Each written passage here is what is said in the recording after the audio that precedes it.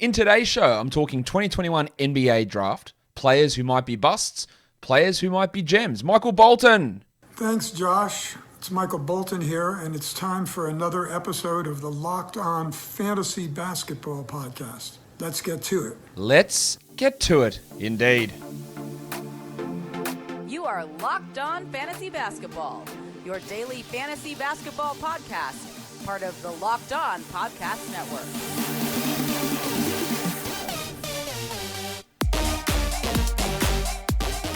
Hello and welcome to the Locked On Fantasy Basketball Podcast, brought to you by Basketball Monster. My name is Josh Lloyd and I am the lead fantasy analyst at basketballmonster.com and at Yahoo Sports Australia. And you can find me on Twitter, as always, at redrock_bball and on Instagram at Locked On Fantasy Basketball. We are 24 hours out from the draft. I was going to do another mock draft today, but I thought I did one yesterday. Let's just let it sit there. I was going to do a draft tiers big board show. But basically, it would be players in almost the same order as yesterday's mock draft, just put into classes, which maybe there's some value in that. But what I decided to do instead is look at 5 players who I think can be busts at their projected draft spots, and 5 players who I think will be gems at their projected draft spots. Before I talk about that, though, don't forget, the Locked On Podcast Network, we've got a live NBA draft show tomorrow. NBA draft GOAT Chad Ford, Locked On NBA draft host Rafael Barlow. You've heard both of those guys on this show. And Locked On NBA and Locked On Celtics host John Corrales will be live this year covering the NBA draft. It's Locked On NBA Draft 2021, brought to you by Built Bar. Get local expert analysis on each pick. Plus, you probably see me on there as well doing something. You'll see. I'll be. I don't even know exactly what I'm going to be doing, but I'm going to be doing something on there. Follow Locked On NBA on YouTube today and watch our live coverage July 29th, 7 p.m. Eastern. So again, as I preambled on yesterday's show, I've got no idea if these players are going to be busts or going to be gems because NBA GMs don't even know any of that stuff. But this is what I think, and I use this on ESPN's latest mock draft at the position these players are projected to go at. Who I think is going to be a bust at that position and who I think is going to be a steal at their respective positions. So let's talk about that right now. Let's kick things off with busts. ESPN has James Bouknight projected to go number 6. If you remember my mock draft yesterday, I had him at number 20. I just don't see it. At pick number 6, I just do not see it for Bouknight, a guy with iffy shot selection, iffy percentages. Can he defend? I don't know. Can he pass for others, create for others? Not sure. What does he do apart from maybe being a scorer?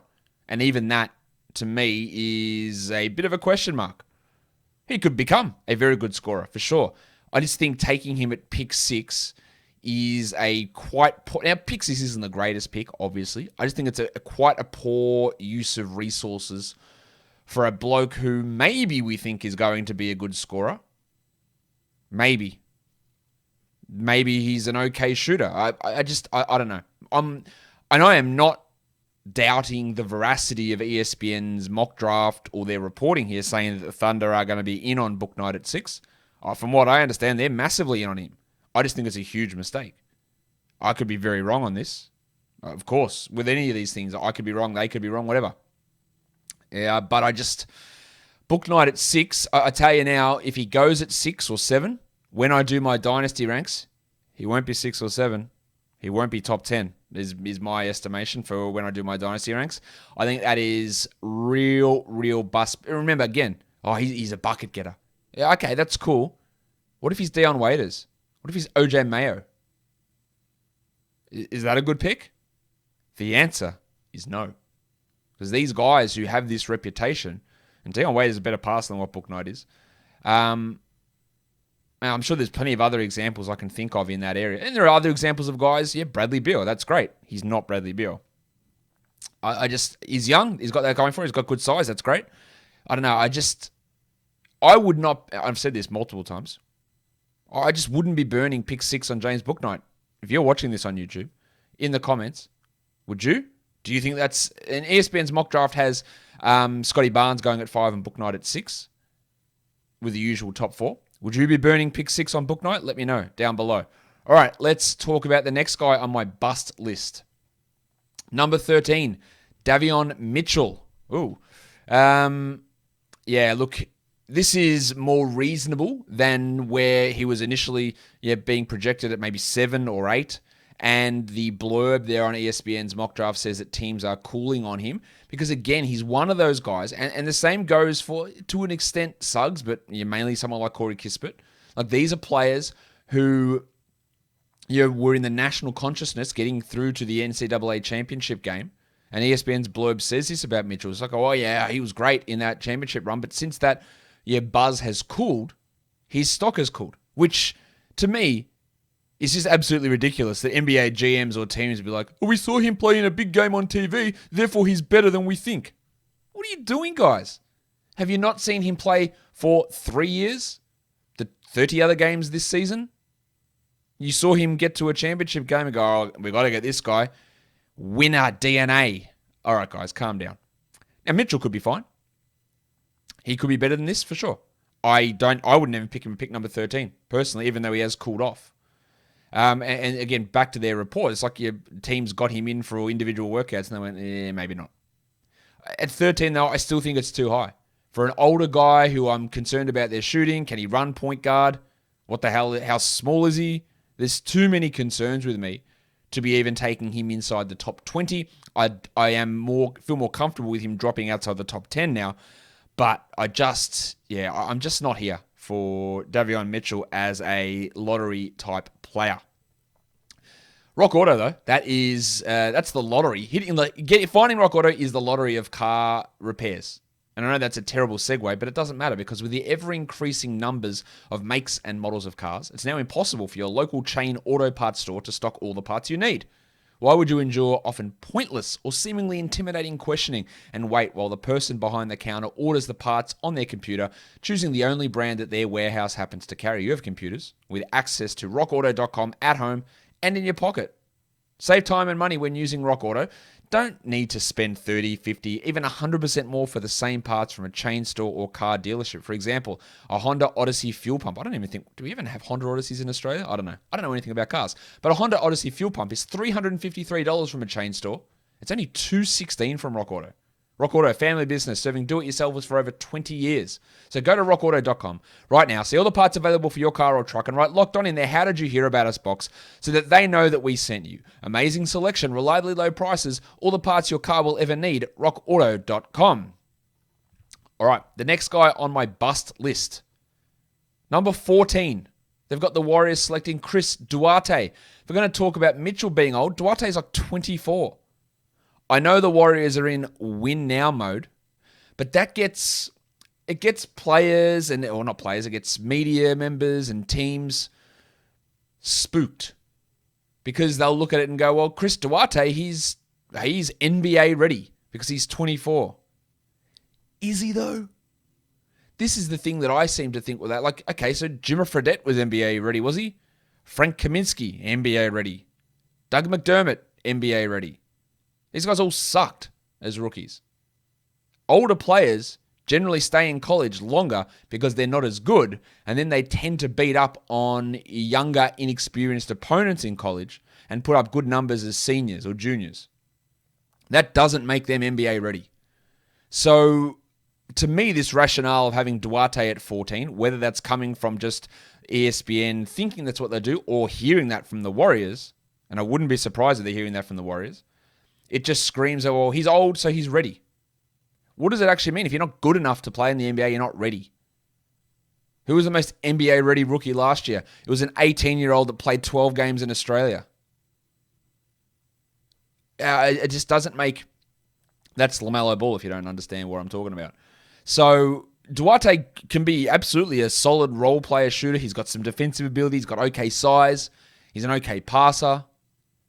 But are they expecting him to come in and play 27 minutes, 28, 24 minutes straight away, be a big rotation piece? That might not be a possibility at all. Like Jordan Poole, who's like 3 years younger, has 3 years of NBA experience, is going to be a better option for them, almost no doubt. And where's the future upside in Duarte? I don't see it. I think he's first-round player for sure, but back end rather than lottery. Number 5 in ESPN's mock draft, I referenced it earlier, Scott Barnes. Now, I know there are a lot of people, and get your angry keyboards going, who are going to be like, man, Barnes, he's awesome. Barnes should be top 3. Draymond Green is who he's going to be. Maybe. Or maybe he's Evan Turner. I don't know. I think he's quite a good defender. He's a very good defender. Very good defender. He's got size. He's got length. I think I had him at 9 in my mock draft. But there's a chance that the offense is just so bad that he can't ever be a starting caliber player. And at pick 5, I just think there's massive bust potential in that. Again, somebody in the top 5 is going to be bad.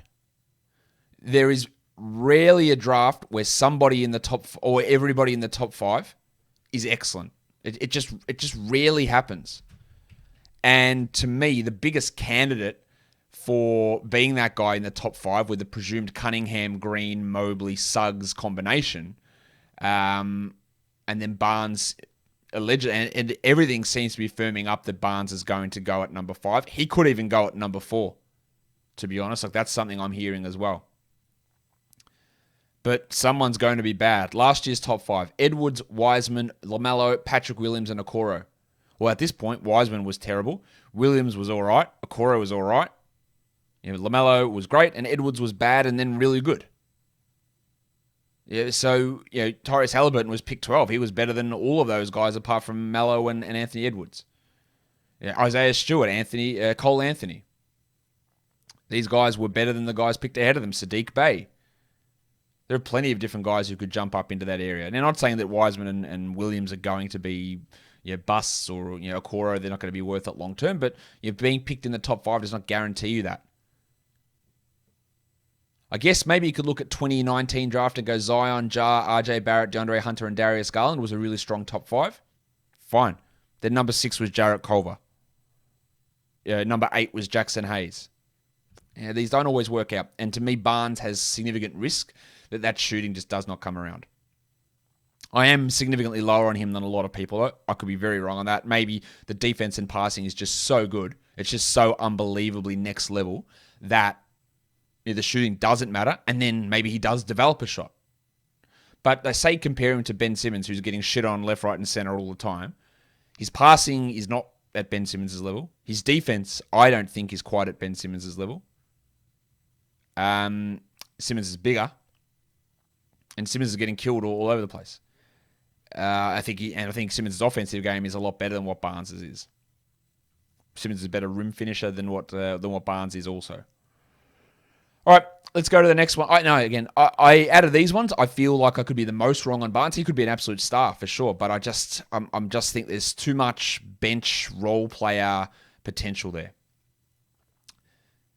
I don't know why that graphic says number 1, because he's not number 1. I'm going to go and adjust that right now. All right. That is much better. Number 11 is Corey Kispert. They've got mocked going at number 11. Now, you can see a little bit of a pattern in what I don't like here. Mitchell, Duarte, Kispert. All guys who are older players. And Kispert, I think, runs into a similar issue with Mitchell, is that he's really hyped up from playing on an excellent Gonzaga team. Or Gonzaga. Now, granted, he made them into a pretty good team. But I just think pick 11, taking a guy like Kispert, who is a shooter, and he's a very good shooter, and shooting is important. But can you do something else? One other thing, apart from shooting? Can you score? Can you get to the rim? Can you create for others? Can you defend? Can you rebound? Can you do any of those things? I'm not sure that he can. There is a little bit more juice in his offensive game versus just being a shooter. I think he can do a little bit more off movement, which is really important. But again, older player, shot well, limited in a lot of other areas. I'm just not sure. Again, with some of the other guys who are still on the board at that point, I'm just not sure that Kispert is worth it. Getting him in that. Again, these teams who are picking in this area here are not particularly good. Kispert's great on a good team where he can fill a role where he plays 24 minutes off the bench. Starts, perhaps, as a spacer. But I just think there's a real chance that, if the shooting doesn't come around at all, if he's a 36% shooter, which is still pretty good, but it's not 43%, then what's the point? I think what's the point? BetOnline is the fastest and easiest way to bet on all of your sports action. Baseball season is in full swing now, and you can track on all the action at BetOnline. You can probably also do some NBA draft props over there too. Get all the latest news, odds, and info for all of your sporting needs, including Major League Baseball, as well as UFC, MMA action, PGA Golf as well.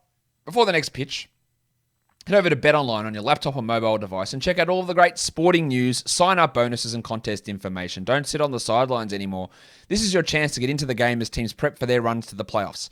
Head to the website, betonline.ag, or use your mobile device to sign up today using our promo code LOCKEDON and receive your 50% welcome bonus on your first deposit. BetOnline are your online sportsbook experts. All right, so let's move on from busts, potential busts, guys that I'm scared of at those particular positions. And let's look at some gems, some potential steals based on where they're projected to go. Number 23. What's my theme music? Sharif Cooper. ESPN has projected to go at 23, and he's allegedly falling down boards a little bit at the moment. I just think Sharif's ability to be a high usage player, to be a high assist percentage player, to carry a gigantic offensive load, to get to the line a shit ton, is really important. Now, he is a horrendous defender. Absolutely shithouse. Like Trae Young level defensive problems probably. He's short. But good free throw shooter and currently bad three-point shooter, not a good mid-range guy. I think those things can improve. I think the form's a bit all over the shop. I think it can improve to be solid enough. But with his scoring ability, his attack mentality, with his really high-level passing, I think that Sharif at 23 is a huge, huge steal. There's multiple things that he can do. If the shooting hits, then we're talking a top 5, top 7 player in this class. If it improves, and if it becomes actually good, then holy shit, he's going to be awesome. So I think getting him at 23 would be a massive, massive steal for the Houston Rockets if that is in fact how the NBA draft plays out, which it almost definitely won't. The package. Jaden Springer. They've got him going at number 30. Like Sharif Cooper, I think there's just massive upside in getting a ball handler who's already going to be a very high-level defender. I think he could probably be more impactful as a defender than Davion Mitchell is in the NBA, just because he's got that extra size. He's got some athleticism. I think he's got some good passing upside, and I think the shooting can be okay. It can be actually probably better than average. And again, taking a flyer on a guy like that who's 18 really, really makes sense to me. I just don't see why he would fall as far as that. It just seems insane that he would go down to number 30. And I know he is sliding a little bit at the moment, but I don't know. It just doesn't seem to make any sense to me that he would go behind, I'm just going to look at their mock draft now, Zaire Williams, Cam Thomas, Day'Ron Sharpe, Quentin Grimes, Josh Primo. I'm thinking I'll get old Keith Primo. It just makes no sense to me that Springer would go at 30. I think there's real steal potential in Springer to be a starting NBA point guard, and getting that pick 30, I think is absolutely tremendous value. Number 42 into their second round of ESPN's mock draft, Filip Petrescu. Big man who did play for Gonzaga, but then went over to play for Mega Basket. He's 21 years of age, a power forward center type player who really went over there, went to Europe, left college, went to Europe and said, all right, I'm going to work on my game. And he worked on his game, and he became awesome. Okay, I don't know if that's as simple as that, but it feels like it's as simple as that. He averaged 21 points with 7.5 boards. He blocked a shot. He hit 46% of his threes on 3 attempts per game. That's not gigantic volume, but it's pretty bloody good. He went 43 of 93 on his threes. Now, in college, he shot 27% across 2 years at Gonzaga. But that was on, 41 attempts. So he over doubled his volume and then hit them and hit 4 times as many threes. Really, really was able to turn into a high usage, big time player over in Europe. He is a bit older as well. He just turned 21. But again, I'm not taking him at pick 11 like Corey Kispert or 13 like Mitchell, or 14 like Duarte. He's at 42. So I think if you get him in the second round, he's going to definitely be a second round guy. He can very easily develop into a high-level backup center, Enes Kanter perhaps, or a guy even better than that because he can start to shoot. And I don't think he's a horrendous defender. But I think that's a great steal at 42. Number 52. Normally picks after the 50s. They're just nothing picks. ESPN's got Vrenz Blyenberg going at 52. I got him as a first-round guy. I think Vrenz, with his height, with his ability to pass, with his ability to be an okay scorer, a solid rebounder, I just think there is so much to like here from Vrenz. Passing, 3.5 assists per game in Europe in 26 minutes a night for Antwerp is pretty strong. The shooting isn't particularly good, but he did attempt over 5 threes a game. He hit them at 34%. He was only 68 from the line. He needs to work on that for sure. And his overall field goal percentage was pretty rough. His 2-point shooting was bad. But getting those assist numbers for a 6'10 forward at 52, absolute no-brainer to me. Hey, look, at the very least to me, he's a top 40 player. And I think he's a first-round guy. And the last guy I want to talk about in my draft gems list is number 12, Alperen Şengün. Now, him going to the Spurs, people love mocking international players to the Spurs. It's the Spurs. They'll take the international guy, which they did when they took Luka Šamanić. They also drafted Derek White, DeJounte Murray, Lonnie Walker, Devin Vassell. Like, none of those guys are international players, but whenever there's an international guy, they've got to send him to the Spurs. Now, the Spurs would absolutely not be crazy to take him. They'd be unbelievably justified to take Şengün, who I had at number 4 in my mock draft yesterday. Now, again, I probably ease off on that. Maybe I'll push him to 5, actually, and push Suggs at 4. Yeah, I was really close on those two guys. But Şengün's production, I'll say this about Şengün. His defense, I'm not really sure where it goes. I think he's okay. He's not great. He's not good. He's okay. But players with his statistical profile playing in Europe, they just don't fail. Like those numbers, the hit rate on that is exceedingly high. Could he become Kevin Love? Nikola Vucevic? Is that top-end outcome for him? Maybe. I think he can shoot threes. I think he can pass. He can definitely rebound. He can score. He's hyper-efficient. He can block some shots. To me, he is a clear top 10 talent. And if you could get him at 12, again, one pick after Corey Kispert, if you can get Şengün at 12, I think it's really, really good value. So, I didn't have Jonathan Kuminga on this list because ESPN's mock actually did drop him down. So he's been cooled on by teams. They had him going at number 8, which while I didn't have him in my top 10, Kuminga. I don't hate it completely at 8. Like, they had Moody and Giddey going after him, and Şengün, who would all have ahead of him. But I don't hate that too much. But I do think if he goes at 5 or 6, Kuminga, there is some real bust potential there. But that's who I've got for my draft busts, my draft gems. We'll find out tomorrow where all these players go. I can't wait for the NBA, Locked On NBA Draft live show. And then, of course, my draft recap extravaganza, where I talk about every draft pick and what it means. And then we head into another show after that with dynasty rankings for rookies. I can't wait. NBA Draft, one of my favorite days, if not my favorite day of the year. Guys, follow this podcast, Apple Podcasts, Google Podcasts, Stitcher, Spotify, and on the Odyssey app while on YouTube. Give it a thumbs up, or a thumbs down, but give it a thumbs up. And leave your comments. Who is your draft gem? Who is your draft bust? And tell me how shit my lists are. Tell me how good they are as well, I feel like. Guys, we are done here. Thank you so much for listening, everyone. See ya.